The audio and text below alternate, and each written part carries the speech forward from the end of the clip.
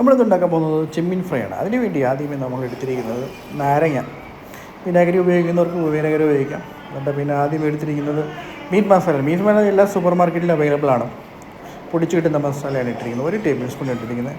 പിന്നെ turmeric powder, മഞ്ഞൾപ്പൊടിയാണെങ്കിൽ 1/2 table spoon pepper masala, കുരുമുളക് പൊടി, പിന്നെ ഇഞ്ചി ഗാർലിക് പേസ്റ്റ്, പിന്നെ ചില്ലി, അത് നമ്മുടെ നല്ല പൊടി കളറൊക്കെയുള്ള നമ്മുടെ ചില്ലിയുടെ പൗഡറാണ് യൂസ് ചെയ്തിരിക്കുന്നത്. മുളക് പൊടി, അത് കാശ്മീരി ചില്ലി പൗഡറാണ് യൂസ് ചെയ്തിരിക്കുന്നത്, അതിടുക. പിന്നെ നമ്മൾ എക്സ്ട്രാ ചെയ്തിരിക്കുന്നത് മല്ലിപ്പൊടി 1/2 ടേബിൾ സ്പൂൺ ഇട്ടിട്ടുണ്ട്.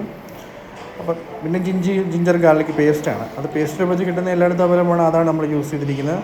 അത് അതിനകത്തോട്ട് ഇടുക. എന്നിട്ട് നിങ്ങൾ മിക്സ് ചെയ്ത് ആവശ്യത്തിന് ഉപ്പൊക്കെ ഇട്ടിട്ട്, പിന്നെ നിങ്ങളുടെ ആവശ്യാനുസരണം, ഇതിപ്പോൾ നമ്മൾ 1 ടേബിൾ സ്പൂൺ മാത്രമാണ് ഇട്ടിരിക്കുന്നത്, മുളക് പൊടി കുറവായതുകൊണ്ട്. പിന്നെ നല്ലൊരു പാൻ അടുപ്പത്തിലോട്ട് വെക്കുക. നല്ല വെളിച്ചെണ്ണ അങ്ങോട്ട് ഒഴിക്കുക.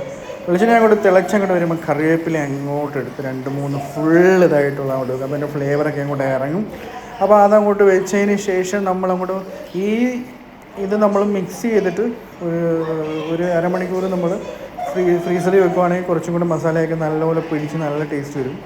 ആ ഫ്ലേവറൊക്കെ അങ്ങോട്ട് ഇറങ്ങും. അപ്പോൾ ഇതങ്ങോട്ട് വരുമ്പോൾ ആ കറിവേപ്പില ഇട്ടിട്ട് അതിനകത്തോട്ട് നിരത്തുമ്പോൾ പെട്ടെന്ന് ആ ഫ്ലേവറും കറിവേപ്പിലയുടെ ഒരു ടേസ്റ്റ് കിട്ടുമ്പോൾ നല്ലൊരു ഫ്ലേവർ കിട്ടും.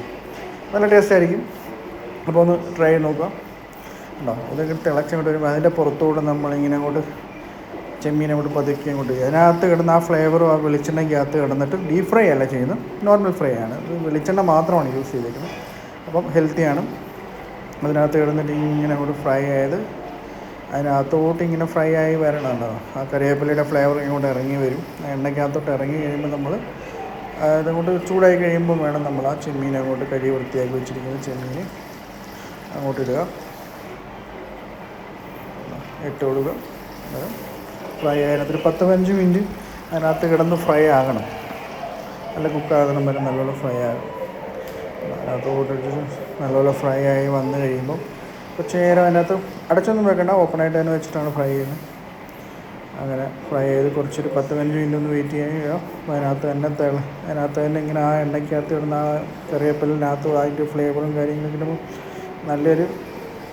നല്ലൊരു ടേസ്റ്റും കാര്യങ്ങളൊക്കെ കിട്ടും.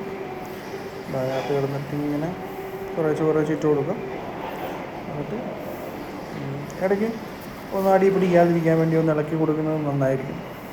അടിയിലൊന്നും പിടിക്കാതിരിക്കാൻ വേണ്ടി അതിനകത്ത് തന്നെ ഫ്രൈ ആയി ഇങ്ങനെ കിട്ടും. ചെറിയ ഫ്രൈ പാൻ ആയതുകൊണ്ട് ഇങ്ങനെ നോൺ സ്റ്റിക്ക് ആയതുകൊണ്ട് അത്രയും അടിയിലൊന്നും പിടിക്കത്തില്ല. ജസ്റ്റ് അതിനകത്ത് കിടന്നിട്ട് ഇങ്ങനെ ഫ്രൈ ആയതാണ് നമ്മുടെ പ്രോൺസ് ഫ്രൈസ് റെഡിയായി. ഈ ഒരു രീതിയിൽ ഇങ്ങനെ കിട്ടും ഫ്രൈ ആയിട്ട്. അതിനകത്ത് കിടന്നിട്ട് ഇത് ചെയ്തിട്ട് നമ്മുടെ പ്രോൺസ് ഫ്രൈസ് നാടൻ രീതിയിലുള്ള